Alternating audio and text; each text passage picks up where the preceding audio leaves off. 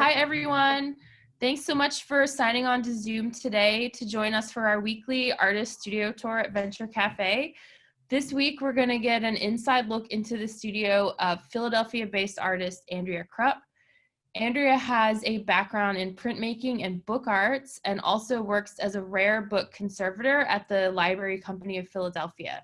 So her artwork is made from simple materials such as graphite and paint, and she creates works on paper and artist books. Her works open new ways of connecting with nature, which she describes as a necessary first step to addressing climate change. Her most recent work has been focused on the use of coal, and before the pandemic, she was also preparing for an exhibition of her work at the Library Company. So I'm really excited to hear more about this in our tour today, as I find Andrea's work really interesting and in many ways relevant to the current pandemic. So I'll go ahead and hand it over to our guest, Andrea Krupp. All right, thank you, Angela. Thank you everyone for being here. I can't see everybody on the list. It sort of flows off my screen, but actually now I have a list on the side so I can see everybody here. Thank you for coming. Since this is actually a studio tour, I just want to do a quick walkthrough from my small studio, which is in Philadelphia. I don't know where everybody is, but is your studio in your home?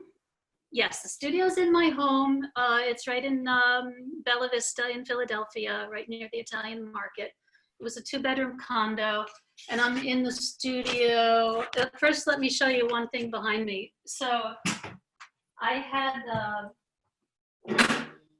some builders and designer architect come and build some things for me to make my studio space a little more flexible, including this awesome turning wall. So I'm able to display artwork up there and also do work from the wall. It's nice to have a little extra space like that. That's really fancy. Is that like remote controlled? No, it's just spinning on it's not remote controlled at all. I just have to go touch it and it goes turning. It looks awesome. And it locks down. And I'll show you I'll talk more about the artwork when I just finish this quick tour. And then these are a couple of more areas in the apartment that I use to display artwork. Mostly, work in progress, or if I have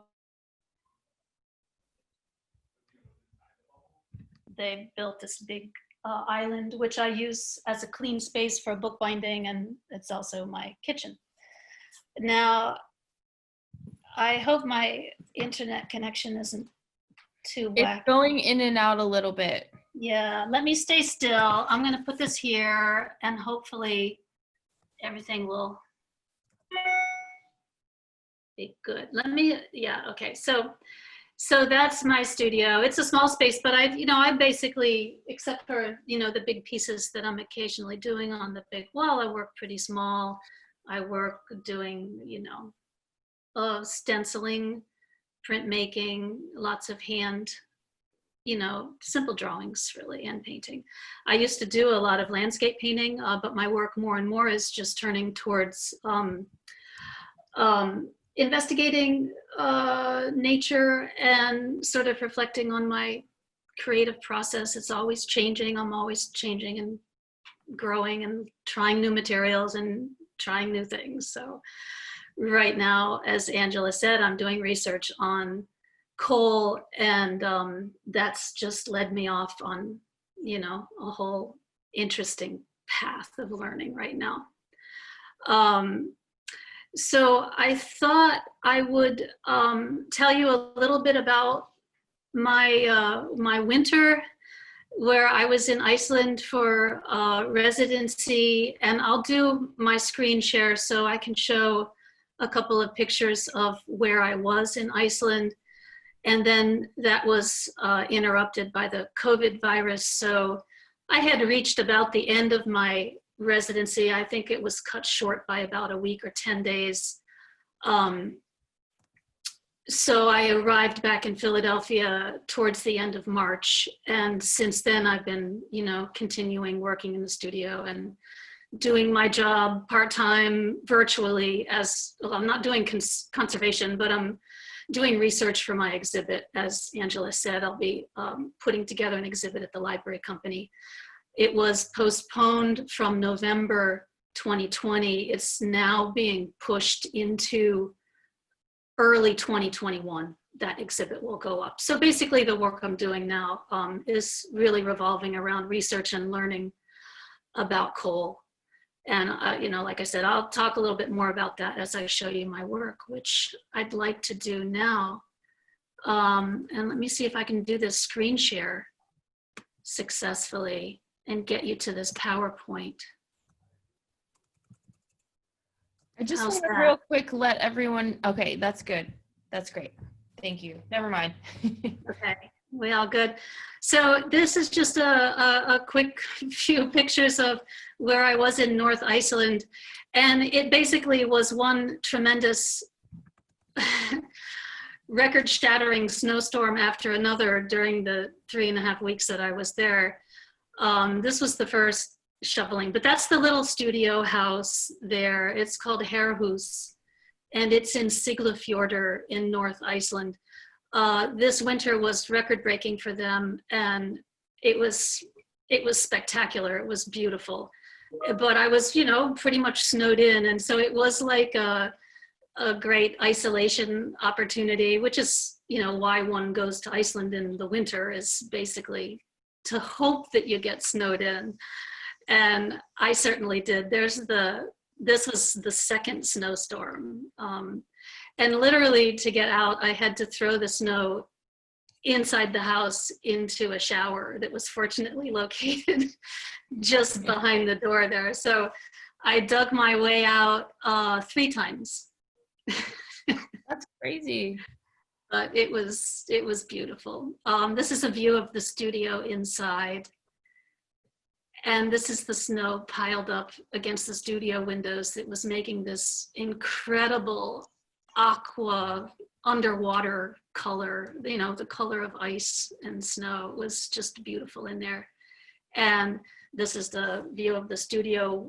When I first arrived, I hung those pieces that I had completed in the previous residency site, which was in South Iceland, where there really was no snow. But I was working on these kind of massive forms. And when I headed to Iceland, I knew I wanted to be working on artwork that responded to the historical materials that I'd been studying about coal. So in the next pictures that I'll show, you'll begin to see the connections I've been making between these historic representations of coal and my own sort of imaginative exploration of these materials, and my own sort of imaginative recombining of the sort of visual language that I've been picking apart as I've learned how coal has been represented in printed materials through the 19th century. And obviously coal was, you know, a material of everyday life. There was coal all around. There was coal in the dust, in the air, on clothes. It was one of these immense presences that was actually, you know, very visible. Whereas today, you know, we don't see coal. We don't think about coal. Coal is underground. But actually, you know, coal is all around us in the fact that if it wasn't for the coal that was dug up and burned, our whole urban existence wouldn't exist, right? So coal powered industry powered life. And so we are living with coal. It's just become this kind of invisible presence. And of course, its presence in the atmosphere is what concerns us most, because it's not coal, it's coal's carbon. It's the carbon dioxide. So when I say coal, I really, in some ways, mean carbon, and because coal is basically carbon. And the other beautiful, well, I find it to be a beautiful and fascinating material. It began with life. It was a living material, just like we one day will become coal, right? in certain anaerobic conditions through time and heat and pressure, life matter becomes more and more, the concentration of carbon increases and increases as other materials disappear, and then that's what becomes coal. So it was like this biolithic material, and it's a material that physically actually connects us to deep time. And why that's so attractive to me, well, there's a lot of reasons for why coal is attractive to me right now as a material to think through. But this is one of the things, is when you hold a lump of coal in your hand, you're actually holding a material that is 300 million years old, 300 million years in the making. And so coal isn't done doing what it's doing. It's continually in evolution. The point would be to leave it underground so it can continue doing what it's doing, which is basically sequestering carbon. And as soon as we lift it up and burn it and do all the things that we do with it, that's when it becomes a problem. I mean, coal is a wonderful thing. It's doing its thing underground. So we really need to leave it there so it can continue functioning, you know, and fulfilling its destiny as a material, which is sequestering coal. So those are some of the ideas. So this connection to deep time, this connection to invisible immensities that surround us. These are all some of the imaginative flights that I go on when I'm creating work around this topic. So this top image here, I don't know if you can see my cursor, the one with the swirly lines. This is, it's the image that started me investigating coal. This image came across my desk. It was folded up in a pamphlet, some financial report about the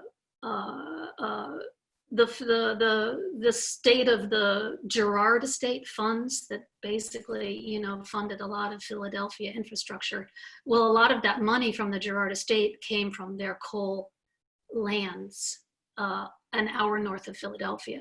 But I didn't know any of that. I just saw, look at this amazing graphic. This is so beautiful and so imaginative.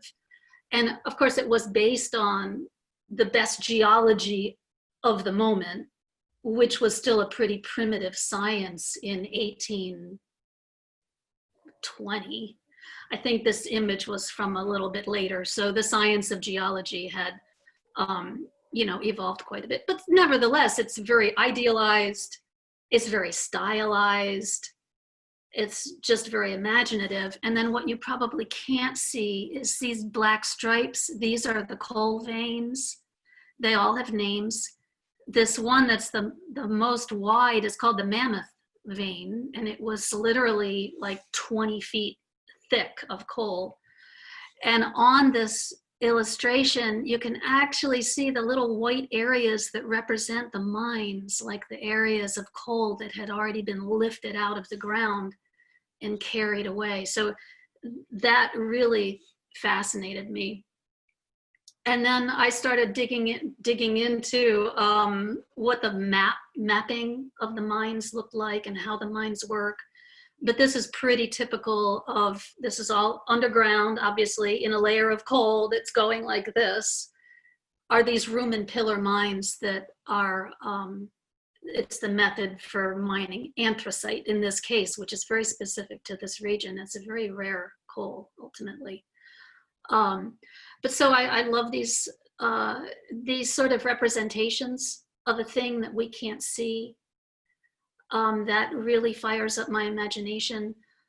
This is a graph that captured my imagination that I'll talk more about later, but just remember that form because it looks like a Rorschach mirror, but it's a graph representing the amount of coal in Pennsylvania that was extracted between 1830 at the top and 1870. So that's what, 40 years of coal extraction visualized in a single graphic. And then this last one is a little area of research that I was doing up in Iceland around the the vernacular architecture of the place, where the houses were built out of turf, which is, cut sod like they do in Ireland, right? It's peat. So in Iceland, they are using turf and peat as a way to build up houses. So for me, I immediately make this connection between peat, which is a precursor form of coal, right? It's organic matter. It's slowly becoming more and more carbon dense. And then the ultimate expression of that is anthracite coal, but peat is a precursor form of coal. So, a lot of connections to make between those materials. And that's what brought me to the work that I was doing in the latter half of March before I came home to Philadelphia. This is sort of what it had evolved from these massive sort of pieces that represent something about immensity and something about carbon and darkness to these sort of imagined conversations between the floor plan of a turf house and the mine layout of an anthracite mine in Pennsylvania. And then I was bringing words and language into my pieces at this point because I felt like, yeah, I'm depending on these visual symbols, but without, a 20-minute discussion from me, it's hard to make the connection between those forms. I mean, I think they're beautiful, but I did want to convey something about how I arrived at those forms. So, I was imagining the conversations that they would be having and the philosophical musings that Pete and Cole would have as a way of bringing language also to the forefront of my work, which is increasingly in this body. It's just something I periodically bring language into my pieces. It's always a struggle. It's always hard to know how to do it without being didactic or how to have confidence in the language to make such a statement. This last piece, again, it's the two forms, and then I've introduced a little fragment of graphene, which is, for me also the ultimate expression of carbon. It's a two-dimensional material. It's literally a material that's being synthesized in labs. It's also found in nature, but it's a single layer of carbon atoms that are strongly linked. So it's literally it's a material, graphene is a material that is one atom thick, and it's super strong. So I started doing a little research into graphene, and we'll see where that goes. But it's, it's carbon. This is all carbon. So here's a little poem that I wrote, and this is echoing the geological stratification that's often seen in these reports on the coal areas up in that area in Pennsylvania. So sort of echoing those forms that I was looking at earlier. And I used this poem in another place, and here's just a small one. We are safe in here. Leave the door open. And at this point, the coronavirus was really on my mind up in Iceland. And here's another one about the coronavirus sort of creeping into these sheltering forms, which is what those Icelandic buildings are, these really shelters that bring you into the earth. But that's where I left my work at the end of March. And then coming back to Philadelphia, I began working on this big piece, and I'll show you that. But let me get out of this screen share so I can see your smiling faces. Does anybody have any questions for me so far? I kind of covered through a lot of ground there. And I'll talk some more about my current work in progress and fill you in. But if anyone had a comment or a question, you can chime in anytime on the chat. But let me make sure. I have a question for you. Okay, go ahead. Sorry, I was on mute. I was asking it, but anyway. That happens to me at least once every Zoom meeting. So when you were in Iceland, were you at the residency, like just taking some time to work on your own, or were you researching manuscripts? Yeah, I really went there with the intention of just buckling into the studio and working out, pulling out some ideas about coal in preparation for my exhibit. Um, in the past, I have gone to do other kinds of research, including research into, aspects of Icelandic material culture that's really important to me, which, is held in their books and held in their manuscripts. So that's a really big part of Icelandic experience that I value. And also being in Iceland, especially in the north in the winter, it's really difficult to get around. So I knew I wouldn't be doing a lot of traveling, so I literally sort of was prepared to lock down and stay indoors, or, just do some local walking. But really it was So time to develop some themes. it looks like your last residency was in 2016. When did you get interested in Iceland, and why are you so inspired to have repeat visits back there? Right. Well, it, it was kind of random. My mother had mentioned before she passed away that she thought I would really like Iceland, and she had been there several times herself. And then, so finally, it was in 2013 that I went there for the first time and just completely fell in love with the landscape. It was a moment of big transitions for me because I had been up to that point a landscape painter.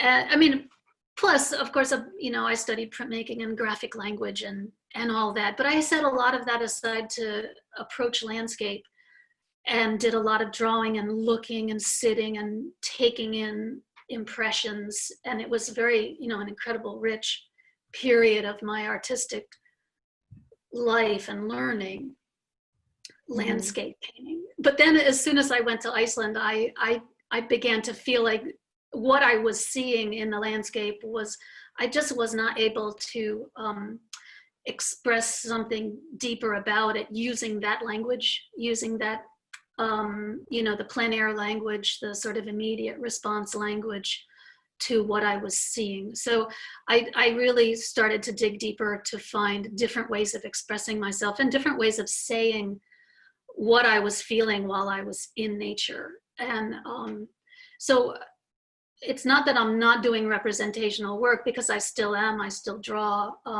I still respond to landscape in that immediate way. But the themes that sort of reverberate in the darkness, and the themes that spring out of things that you can't see, those became more and more important to my work. Really expressing something about invisible things, about things that we know exist, but we can't see them. And so, yeah, how do you talk about unseen things? Well, you use your imagination for one. So this is, and it's such a fundamental thing, but looping in imagination to really use as a tool to assist research and to assist in understanding things, I think is really important. And I'm beginning to, talk about those thoughts about how imagination is playing into my research. But I mean, obviously, so you could say, yeah, well, that's what artists do. We use our imaginations. So. Yeah. Um, In one of your descriptions on your website, by the way, I typed in Andrea's website into the chat so everyone can visit. A description for your show Northland, you made a reference to the idea that digital photographs or images are vehicles of disinformation, and that drawings are more like representative of reality. Can you talk a yeah, little bit more about that, the importance of drawings? yeah, thanks. That was something I was musing on for quite a while, and I think it springs from the the media culture that we're surrounded by, right? And especially in this age where it's making the headlines, and what is real, right? What is truth? Is there a truthy truth? Is there other truths? Those are all really important things to think about. And I think being visually literate, um, in a way that where we can be selective about what we absorb from our surroundings is, I think that's ultimately what I was saying with that point, is that our direct experience and what we take in with our eyes is as close as we'll get to feeling like we're seeing something real. But on the other hand, think of the virus. Like, well, if we can't see it, it's not real, but yet it's this invisible presence that is affecting it's affecting every aspect of reality right now. Mm-hmm. So I don't know if that directly answers like the same concerns that I was thinking about a couple of years ago with Northland. But it does, I remember one of the points I was trying to make with that in Northland was the fact that to go to the Arctic, to literally lay eyes on a place is, it's becoming untenable, right? And we know that every flight that we take is contributing to degrading, to polluting the atmosphere, with loading the atmosphere with more carbon. So I think one of my musings was I was looking at a webcam every day for about a year of a place in the North Arctic, in Svalbard, actually. And from just that webcam, I was able to basically create a body of work using my imagination and sort of extrapolating, but also literally just gleaning some forms and some colors from the webcam. So I didn't have to go there. And I felt like the experience of being with the webcam was a very valid and valuable way of taking in something that is otherwise unseeable. Mm-hmm. So that was another one of those concepts that I was kind of working with. How important is it to lay eyes on something? And what is the value of remaining unseen? And I think when you think about coal, that has to be one of the concepts. It's like, coal is great as long as it remains unseen and underground. Yeah. So, a silly thing, but well, I think a lot of that also is that your work kind of addresses the nature of memory and maybe how it distorts our perception of things, of reality, even of time. So like by drawing or by representing something from your own perspective, it's more, channeling your memory into something. yeah, I think there's a lot of that. There's a lot to that.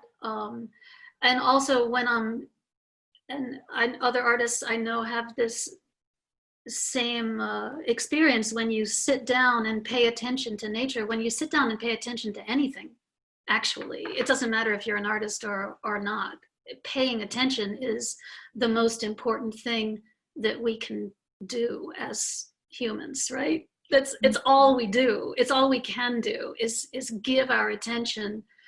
And I think it's really important right now to be very selective about what we're attending to and who we give our time to. What do we give our time to? Right. So yeah, that doesn't exactly speak to memory, but it does speak to the waking now and what am I taking in at this instant and how will I use that in the future? All of this will become a memory.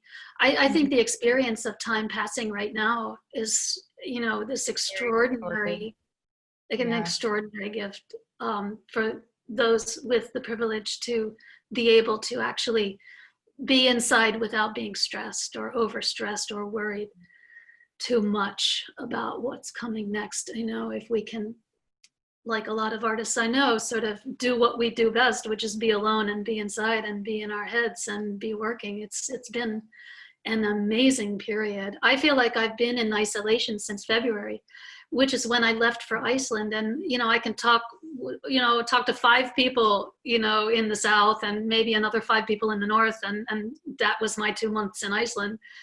And then coming right back to Philadelphia for 2 weeks of, actual quarantine. And then, like everybody else, just remaining inside. So it's been, I'm taking in as much as I can. My worry is, what if I don't, what am I missing? Like, what am I not paying attention to that I really want to be paying attention to right now, which is clearly not the news. Right, of course. I just want to remind everyone that you can go ahead and unmute your microphone and ask Andrea a question if you want to. Does anyone have any questions for Andrea? Tracy had a comment.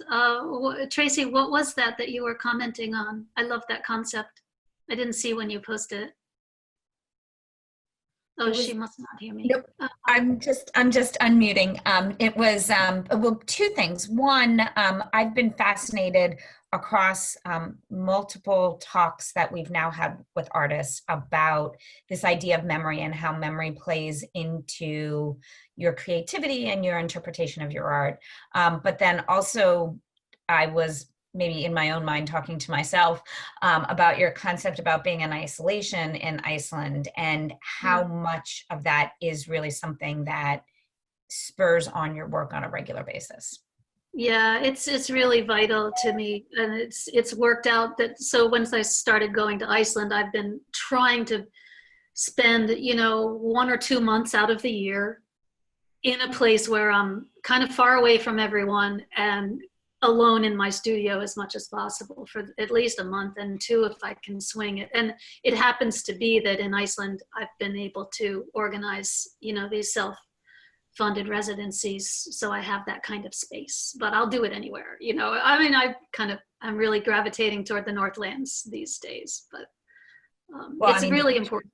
The pictures were gorgeous. I mean, I can understand why you would want to. Oh God. Absolutely.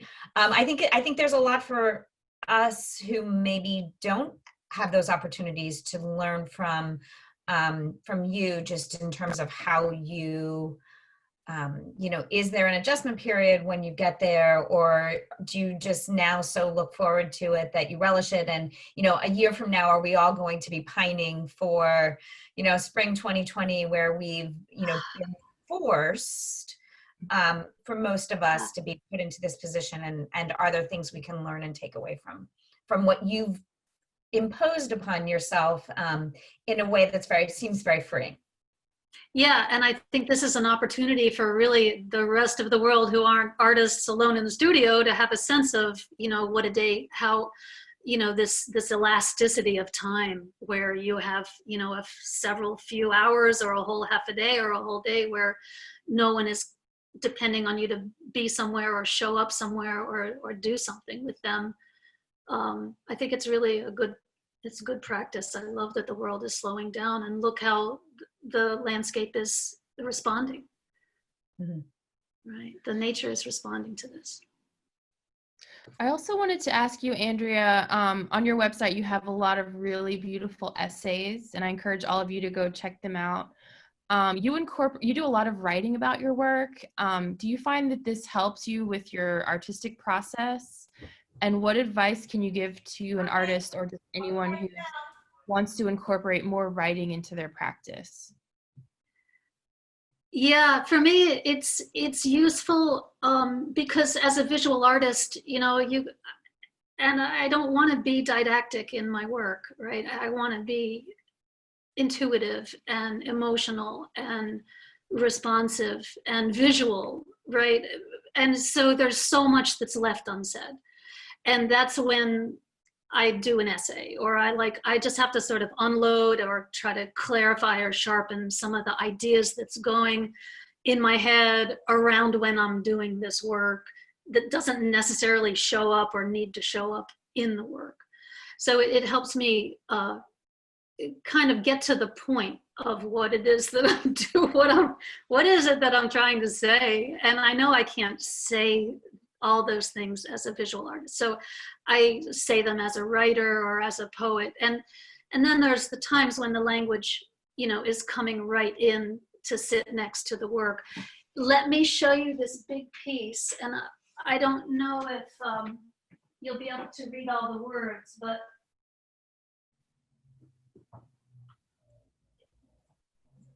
it's the kind of thing, well, anyway, this could be in my exhibit in 2021 or something like it. But that shape is an extension of that graph that I showed you on the PowerPoint. Remember the graph that went from 1830 to 1870 and it looked like a Rorschach? Well, what I did was I took further data and built the graph out to cover 300 years, 200 years, I mean, up until 2020. So it's 1820 at the top to 2020 at the bottom. And the width of this graph represents the maximum extraction of coal in Pennsylvania. This is a graph for Pennsylvania. And at the width of that graph, that represents 100 million tons. And down at 2020, I don't even know what the millions are. It's probably like 6 million tons or 7 million. I can't quite remember. I'm not loading the graph with lots of numbers, but I kind of wanted it to be sort of a frame for this poem to hang on. So anyway, I just wanted to make sure I showed you that. And really beautiful. Thank you. What articles or poems or art can you point to that works as political advocacy? I'm not sure about political advocacy. I could point to poems that help my imagination turn on. And maybe a poem that, you know, helps me visualize the future or something like that. To me, that's like a very personal action or result, but that's to me what leads to political advocacy. The word behind me, okay, so this is what it says. In anaerobic conditions, time, heat, and pressure disassemble and refine all life matter into denser and denser concentrations of carbon. To become coal, first expire. Let go of all that is not carbon. Wait 300 million years. Wow. So that's how I was bracketing the graph. So just sort of pushing something, you know, that's very representative in a very numerical and abstract kind of way, and pushing it over into a realm of poetic imagining, and sort of using coal as a link to our personal material in terms of we have that potentiality in us because we're a lot carbon too. I think we're like 50% carbon or 40% carbon or something. It's not insignificant. It would just take time for us to become coal, and eventually we would. So we're getting close to the end of the talk, but I wanted you to talk a little bit about your exhibition about coal that you're preparing for that was postponed, but it's, you know, it's still going to happen. So can you tell us what you're including? And you're curating items as well as showing your own work, right? That's right. Yeah, it's going to be a great opportunity for me to show, to show something about my creative process as a person interested in material culture and visual culture. So using the collections at the library company, which really launched my investigation into coal, I'm going to be putting together an exhibit that brings some of those key graphic images and key books, those key printed documents from the 19th century mostly, and combining those with artwork such as this that would be hung, say, next to the original of that little graph, and other materials from our collections. So it'll be a show that should run, you know, for 3 or 4 months. I'm not quite sure what the beginning and end dates will be, but part of the public programming, which I hope to do a lot of, will be a trip to a coal mine. So this would be, you know, my end goal, because that was part of my research going up into the coal mines, which I found to be extraordinary and a really important experience for me to do. So I would love to share that with everybody during the run of my show. At the Library Company of Philadelphia. Yeah, so are the manuscripts and archives and artifacts that you're showing, are they all from the library company? Yeah, okay. Yeah. So And what I'm is not the selecting tons of, it'll be 10 or 15 items, not at the most, right? Yeah. Not too many minutes, yeah. Can you tell us just briefly what is the library company for people who don't know? Right, it's a rare book research library. It's open to the public. It's we have collection, we have 1 million books in the collection on any number of topics, including coal, which I'm looking at materials that nobody has looked at in, probably 100 years. Wow. And they're not even well cataloged. It's kind of fun because I feel like I'm unearthing parts of the collection that would otherwise not be seen. So that's been really exciting, and I think a boon for the institution. And yeah, so I encourage you to stop by as soon as we reopen, because there's always something on exhibit that's of interest, and it's always open to the public and free. So you can just go in and take a look at these books? Not the books, but there's an exhibit space. Okay, got it. The books you could, if you make an appointment, Mhm. anyone can come in and use the materials. Go through the online catalog, look for something that seems interesting, and stop by and someone will pull the book for you. Except that when we reopen, so right now we're trying to figure out how to reopen and when.